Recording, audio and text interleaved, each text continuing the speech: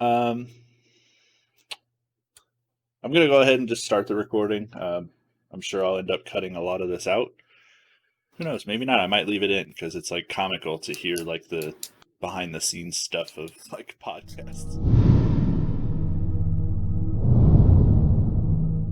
Why don't you start off by introducing yourself? My name is Jason. I'm your best friend. I just started doing content, Iceman 2015A. I guess I changed it to just 2015. Take off the A. 23, currently a single dad, live with my parents. Stream part-time, work full-time. I don't know. Amen to that. Right. For sure. So, for those of you that don't know, Jason and I both, like, we've been playing video games for a while together now, been friends for even longer. And us, along with one other friend of ours, are starting our journey to become content creators. We all kind of have, I think, different focuses on like what platforms we want to kind of like grow on first, and what kind of direction we want to go with that content creation. But I would venture to say that we all still fall into that content creation bubble.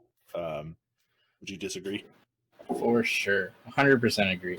Okay. Like you guys are going more for like the streams and stuff, and I want to start a podcast. Right. So yeah, we just got Jason on today. I'm just gonna kind of talk about our viewpoints on different things related to starting this venture in content creation. I don't know whether to call it like starting a hobby or starting a career. I mean, I guess right now it's kind of just like a hobby, but it's like one day we want it to be a career kind of thing. It's definitely a passion for sure. Yeah, I feel that's probably a good word. Yeah, so that's what we're doing today. So let's just get right into it.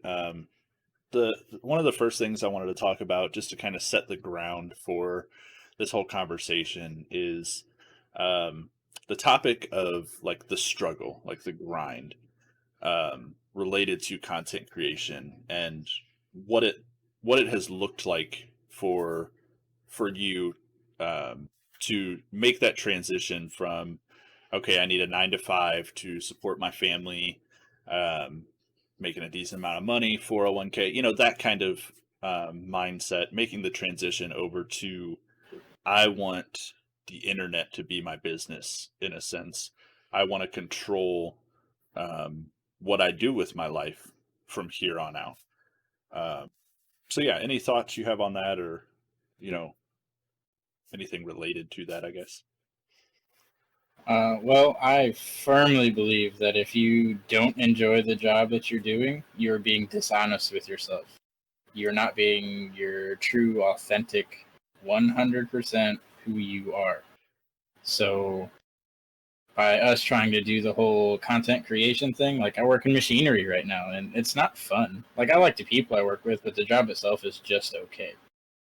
When I wake up at 4:30 every day to go to work, like I don't really want to go to work, but I know I have to. Right. And I don't want to have a job like that. I want to have a job where like I'm excited. Like I don't want to go to bed so I can continue working, kind of thing. And I've personally never had that, so like I'm trying to transition and make myself completely happy. And not only does that benefit me, it benefits my friends, my family, my daughter. Like I'm not the only one that's going to benefit from that because I will be happier. So anyone latched to me at any point is also going to be happier if they even kind of care about me, kind of thing. At least that's how I think about it. Yeah, for sure. Yeah, and I've always loved video games since I was a kid. Like ever since I got the PS2. It's like, I mean, I'm not gonna lie. When I first got it, I gained a ton of weight because I was just like obsessed with the idea. And the bad part about video games, it has a stereotypic of, oh, you're fat and lazy and all you do is play games. But I want to change that stereotype, and the whole content creation industry is already changing all of that. So we're not going to have that stereotype for much longer. From all the research I've been doing and trying to start a podcast, there's over 1 million podcasts right now, and everybody's saying there's still plenty of room for more podcasts because people listen to it so often. Like, I don't even listen to music anymore. Like, I literally just listen to podcasts and audiobooks. Yeah, and I think that's a really good point. A lot of people, I mean, myself included, it's hard to wrap your mind around this, but just the internet is still a very new thing, relative to a lot of the other things we have. I mean, look at, like electricity, or I mean, even like cars. The internet is, especially like public access to the internet, is very, very new.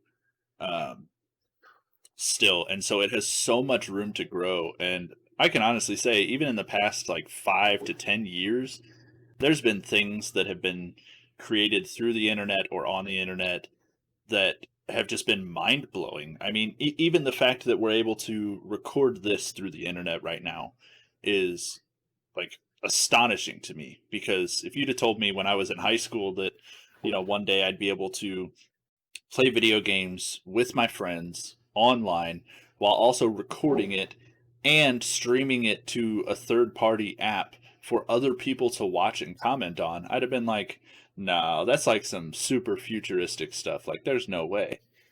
Right. Yeah, You know what? the internet has so much potential, and we're just skimming the surface right now. Right. And there's such a big gap on like the mindset of the internet. Most people just use it for searching for music, or oh, how many cups are in a gallon kind of thing. It's just like information, but like the amount of businesses that are ran purely off internet, especially with this whole COVID thing, like there are $1 million businesses being ran strictly from the internet, and they're not even done growing. Yeah. Like, the potential is insane considering it's only, what, 15, 20 years old? Right. I totally agree. And I mean, you look at companies like Google or like Amazon that are literally the biggest companies in the world. And do they have, physical, like real world establishments and, offices and things like that? Of course. I mean, most businesses do. But the fact that that almost the entirety of that business depends on the internet to run is crazy to me. Right. Yeah, Amazon was actually started through Jeff Bezos' garage. Like, he was just selling stuff on eBay, I think, at first, and then he ended up making his own website. So I remember when Amazon first came out, like, I was scrolling through, I was like, wow, this is a shitty website. Like, there's no way this is going to turn into, like, a crazy business. Right. Yeah. I remember they had, like, super off-brand stuff, and now they carry everything. Everything. They're like the Walmart of the internet. Right. If you can't find it on Amazon, then Amazon finds it on another website for you and sells it to you. Right. And now that people are able to sell their stuff on Amazon, like, it's just expanding that much more. It's crazy. And there's even been, businesses created out of that, creating your own personal Amazon store and selling Right. something that you make, or, that you get wholesale and you retail it to other people. It's there's so many layers to what you can do as far as a business inside of the internet. And yeah, so that's kind of, I think you kind of hit the nail on the head there, from my perspective as well, of like why this is so intriguing to me and is something that I really want to do. Of course, I love playing video games, and of course, I love, talking to other people and playing those games with my friends and even with people I don't know. But the whole the whole idea of making a business out of that and having that for your career is really cool, and it's kept me interested longer than most things in my life have. Amen. So But on the oh, go ahead. that's like you were talking about how like it's one of the few things that have kept your interest. Like, I swear, dude, I have like ADD or something like that, because I remember like back in high school or even going back to middle school, I was dead set on being like a Navy SEAL. Like, I wanted to go in the military, I wanted to do special ops, like I wanted to learn all like the warfare stuff. And then that slowly shifted into, all right, now I want to be an EMT paramedic. And then that shifted into, okay, now I want to be a mechanic. And then like I could list 1,000 different careers that I've had interested in, and like it's I don't know. This is the only thing that's ever like truly kept my attention. And then you brought it up, you're like, hey, why don't we start streaming? It's like, wait, what? Really? Like I don't know. I just never thought I would even consider this, just because like I have an old fashioned family. Like, they were always taught, go to school, get a good job, save your money. And the more I listen to podcasts like what's it, Robert Kiyosaki, everyone knows who that guy is. He wrote the Rich Dad Poor Dad thing. Yep. Like that was one of the very first books I've ever listened to, and everything in that book directly contradicts with like 90% of what I was taught growing up, because you're just supposed to have the good job, the good benefits, save your money, work whatever job you have to. But I wasn't really taught a whole lot about like, okay, what do you love? And then go from there. Yeah, and I think a lot of that has to do with the fact that we live in a time now where no matter what it is that you love to do, you can find a way to make a job out of that, to make that your career. Right. And Yeah. So I definitely don't hold it against some of the older generations um, who still think that way. I mean, that's the way they were raised. They grew up in a world that's what you did. They grew up in a Right. world where college was extremely beneficial to you, and that almost guaranteed you getting a good job that you could support yourself and or your family with. Um, but we've just gotten to a day and age where it's not quite like that anymore. Can college still be beneficial? Absolutely. But I don't think it's nearly as beneficial as it used to be. No, the price for college has gone up like 150%, and like my mom's going through a struggle right now with this whole thing. It's like back when she got her degree, she was required to get a bachelor's for an administrative assistant. She was a secretary and she needed a bachelor's degree. Like 4 years, and I don't even know how much she spent. I imagine somewhere in the $100,000 range, like as far as school loans and stuff. For what? Like the amount of value you get out of it is so limited. So like having to go to college just to land a secretary job, like I don't know, that seems insane. Like my mom just got laid off from Mercy because of this whole COVID thing. Like, but she has a bachelor's degree. Why doesn't she have more opportunity? Right. And that's kind of what drove me away from going to college, because I'm about to go to school for 4 years or more for a mediocre job. Right. I Yeah, so totally yeah, so agree. right. So if I can make my own business, yeah, sure, it's slow going, but if you think about it, the amount of time that you put into it, assuming you even do it kind of right, is about the same, if not less. It's like college is 4 years, if not more. It's like to get a bachelor's, most people I know go over the traditional 4 year mark. Right. So if I'm streaming for 4 years and it takes that long to get where the amount of money that they're making, I'm assuming here, I don't know the numbers. Let's just throw a number out there at $15 an hour. If I make that streaming, that's perfectly fine by me. Right. It makes It it just totally worth it. right requires a little more work on the back end, and it's slow growing. But once you get there, then there's your passion. Your passion is your career. And not to mention that the ceiling is much higher. It's something that, like with content creation, it's like the more work you put in, the more you get out of it. Oh yeah, for sure. The same thing with that marketing thing that we were trying to do. Like, realistically, did we put 100% effort into it? No. But the ultimate like ceiling is unlimited. We could essentially make it as much as we wanted to. Right. So that's Yeah. the amazing thing about the internet. Yeah. For those of you that don't know, me and Jason attempted at starting a marketing business together, kind of leveraging like Facebook and Google advertising. Um, and I can't speak for Jason, but for myself, it was something that was very intriguing at first, but once I got into it, I realized that I hated it. Yep. I'm not a salesman. I've never wanted to be a salesman. I had a job like that right after high school. where I was going door to door trying to set up appointments for home remodeling.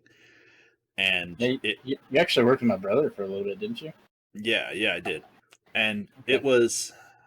I was terrible at it because, I would go to somebody's door and I would be like, hey, I'm Nathan from this company, and I'm here to, talk to you about the kind of stuff that we offer. And they'd be like, no, thanks, I'm not interested. And I'm like, okay, have a nice day.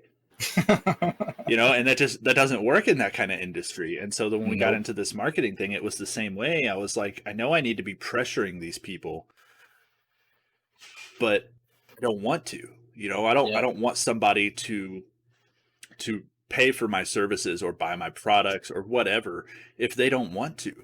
And so I think that's one of the reasons that I've really connected with content creation, because I'm not forcing it on anybody. I'm not, cold calling people being like, hey, you want to check out my YouTube channel? I'm posting this stuff and just going with it. It's after that, it's up to whoever is interested in this kind of stuff, or whoever wants to watch or listen to the kind of content that I post. um, they'll be there because they want to be there, not because I force them to be. Right. Yeah, and having that where people want to come, like, see you stream or listen to your podcast or watch your YouTube videos, like, it wasn't forced. Like, who's gonna make somebody like watch a YouTube video, So knowing that you actually like, not that you feel wanted, but like people like actually want to watch your content, like even that was like a whole new level of uh what's the word? I don't even know what I'm trying to. It's just a lot more satisfying. Yeah, definitely. um okay, so we kind of passed the topic up, but we're going to backtrack a little bit, to talking about video games and streaming. um and I mean, that industry is huge right now, and it's only getting bigger every day. I mean, when you see Fortnite tournaments with prize pools of $250,000 or $500,000, um, I mean, that's unreal. I had seen somewhere that in 2019, the League of Legends Championship had more viewers than the 2019 Super Bowl, which is the most watched sporting event in America. Ever.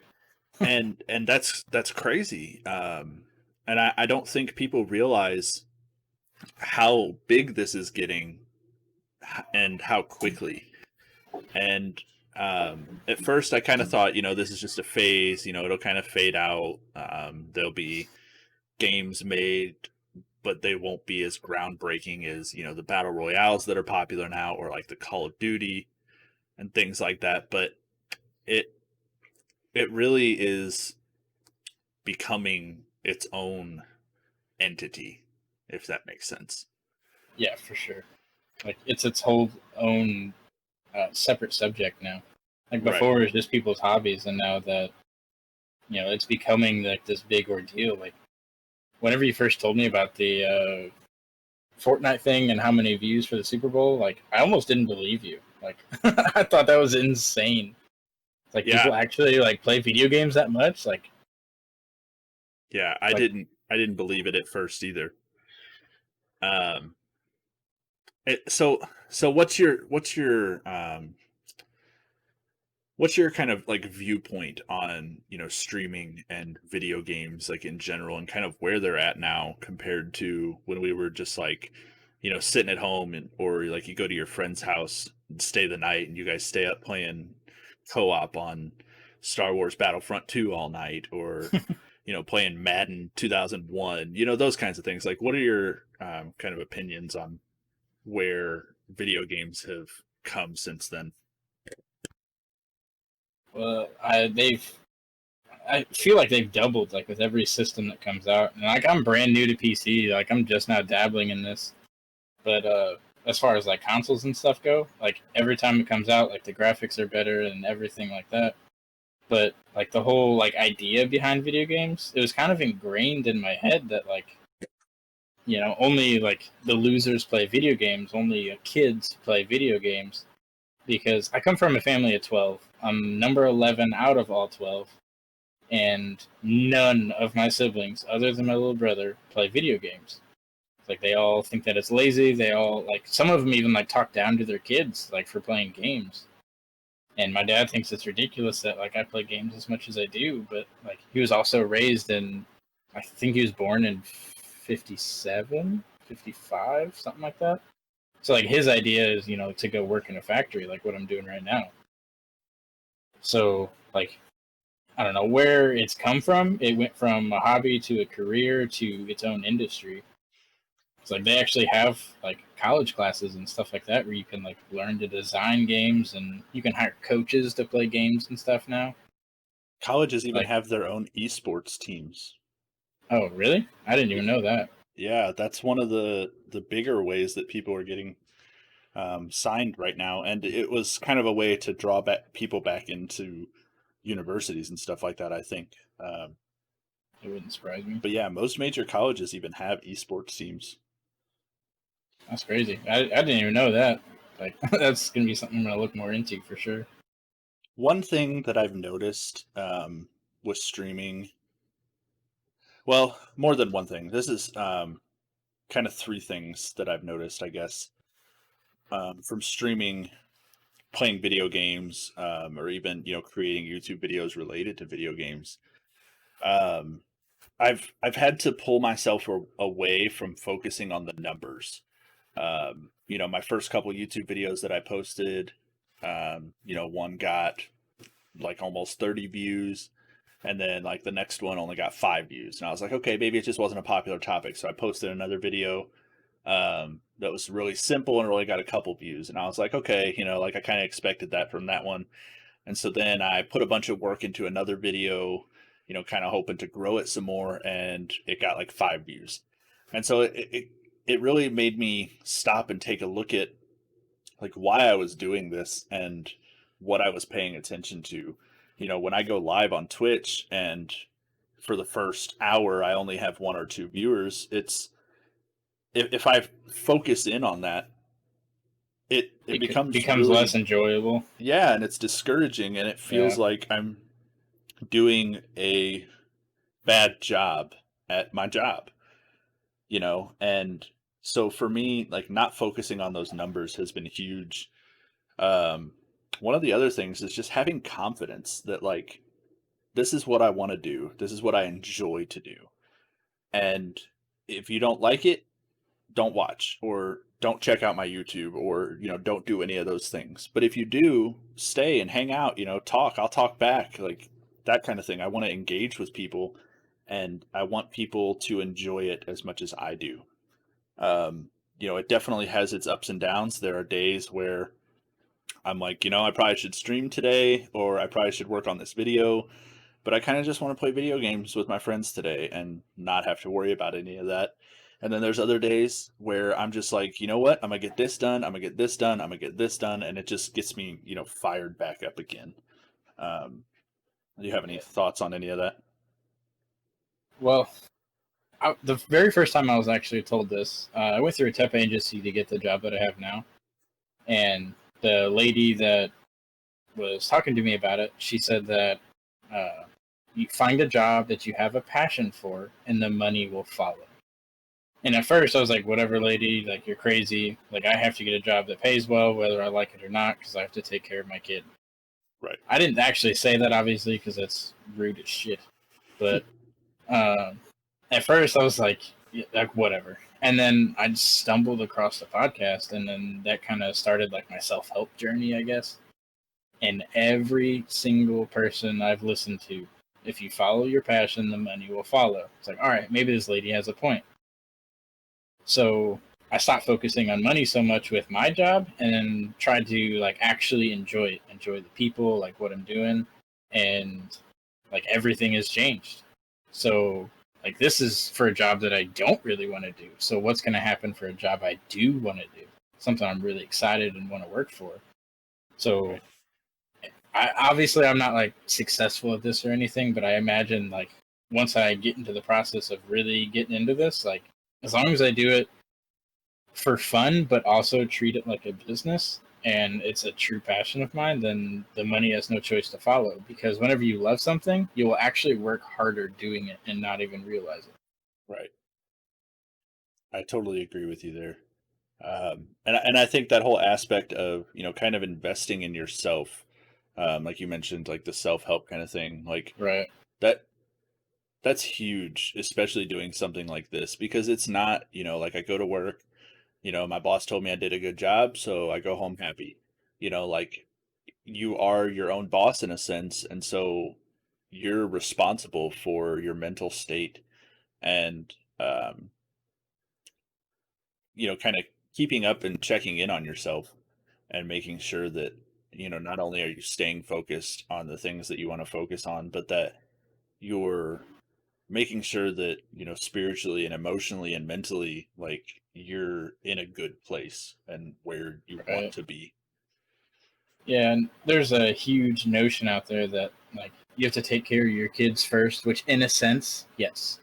But also you have to take care of yourself too. 'Cause, like, if you're miserable, you come home every day from work and you're in a bad mood because you just put in 10, 12, 14 hours and you just don't want to do anything but, watch TV, or some people want to drink, or some people want to smoke. And then that draws away from your kids when you're doing that. So whenever you have a job you actually enjoy, you come home, you're active, you're present, you're actually there rather than being engulfed in something else.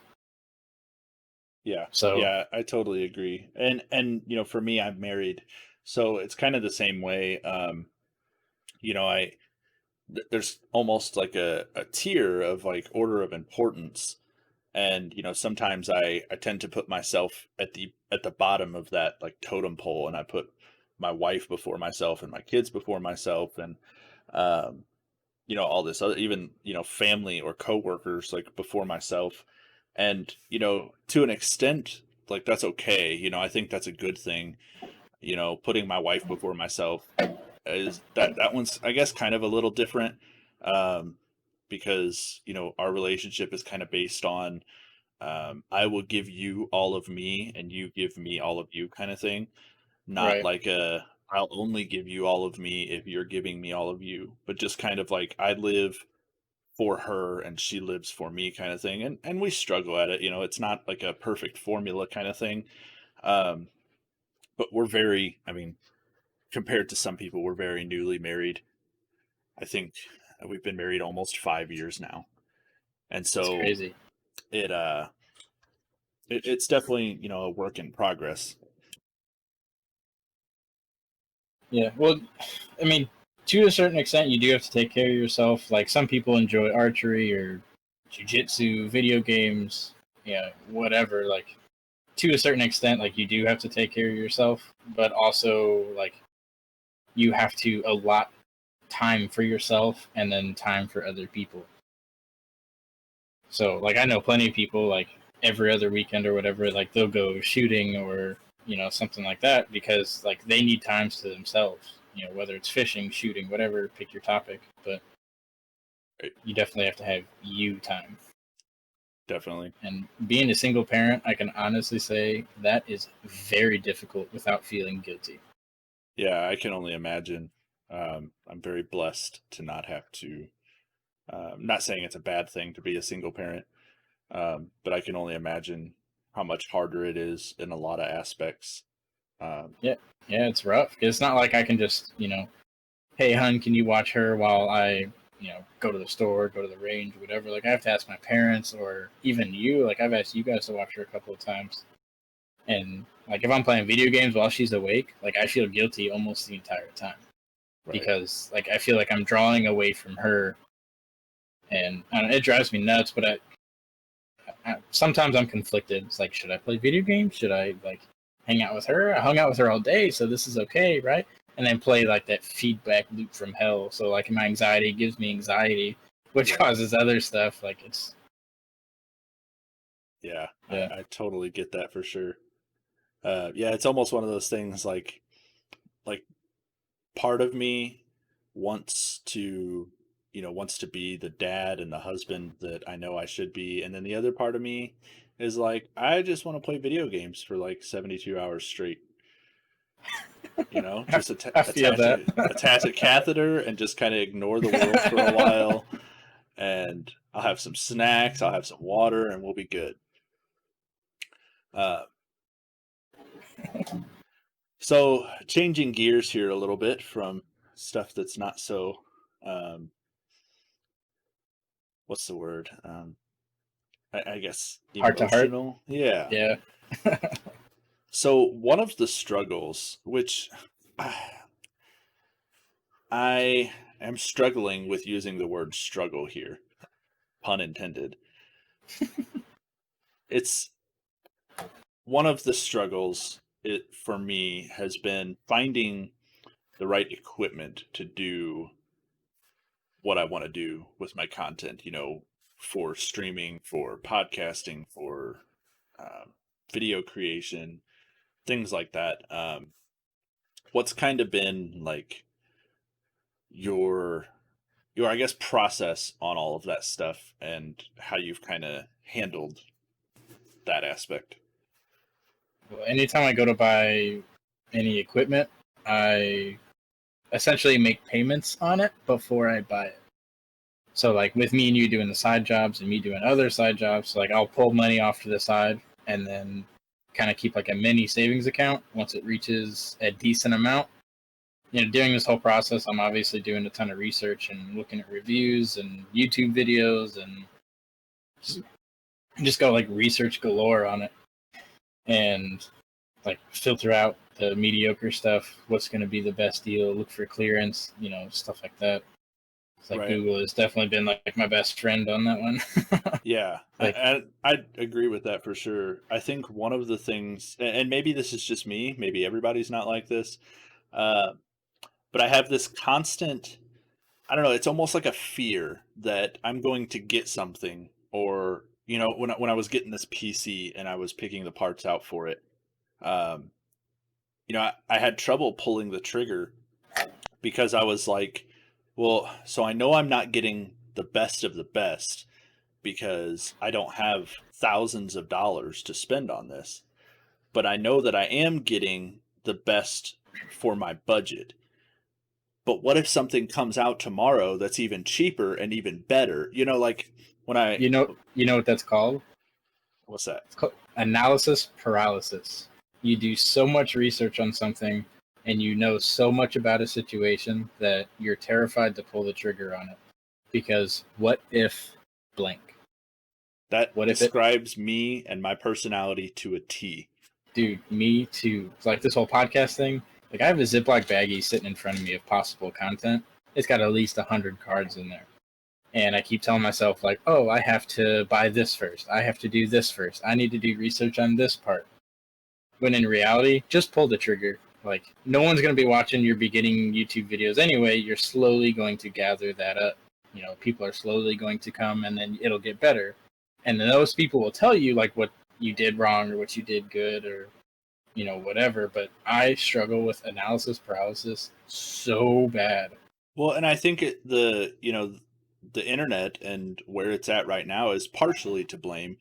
You know, you see YouTubers and streamers and you know podcasters who are doing this, and you're like, okay, well, I want to be on their level, so I need to have the content at the level that they have theirs. I need to have my video editing at their level. I need to have my equipment at their level, Right. and it's that's hard to do when you're just starting out, and it's unless you've got you know a bunch of extra money just lying around, you know, it's not something that you can just kind of go all in that sense. And so it Yeah. is like a work in progress kind of thing. And I Right. struggle with that aspect a lot. Yeah. And a lot of things that I've been listening to and whatnot, like everybody that has started out, it's like I'll go back to the beginning of their podcast, YouTube, whatever, and their videos are garbage in comparison to what it is now. Right. It's like their editing is just terrible, but the important part is they pulled the trigger. Like now Yeah. they can look back and like, oh, look where I came from. And Right. like looking at like a toddler, for example, kids are amazing because, how many times did Kayliana fall before she started walking for real? Or even Aubrey, like thousands Yeah, of times before they multiple actually started times. walking. Yeah. Yeah, Failure is success training.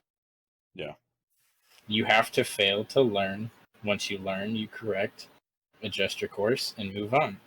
Well, and on the other end of that spectrum, people can't find your content if you're If not it's not, posting content.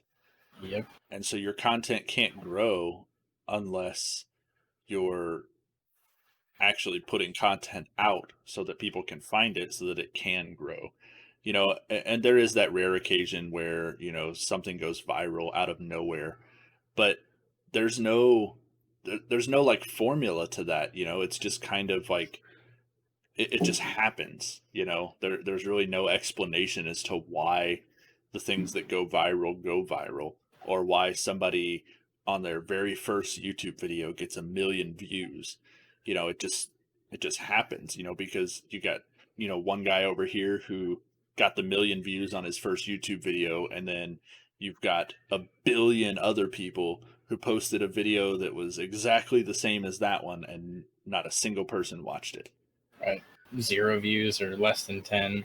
Right. And so it's it's all a mindset thing, I think, just kind of focusing on, like we said, the just posting content. Just be yourself, stay focused, have confidence, and post content if that's what you want to do. Right. Yeah, you can't get stuck in the comparison trap. If you compare yourself to somebody that's super successful, then you're going to automatically deter yourself away from it. I won't be as good as them. Oh, no one will watch my stuff. Things like that. Like your whole mindset, everything about your mindset has to change because you've always been taught. At least I've always been taught. Like, you try and be the best. But what if the best is a million light years ahead of you? How do you catch up to that kind of thing? Right. Yeah, and I was actually just talking to my brother about this a week or two ago, I guess. And we were talking about podcasts, and I brought it up to him because I value his opinion. And he's like, well, uh, podcasts aren't successful unless you have a name behind you. It's like, what do you mean? He's like, well, like Joe Rogan, for example. Like, he posts a podcast at least once a day, sometimes more. It's like, yeah, but you're talking about like the #1 podcast in America. Draw that back to like the 50th percentile. Like, none of those guys were ever known for what they were doing. They just pulled the trigger. They didn't get stuck in the comparison trap. They made content for content's sake, Right. not Yeah. because it was another avenue that they could get big off of.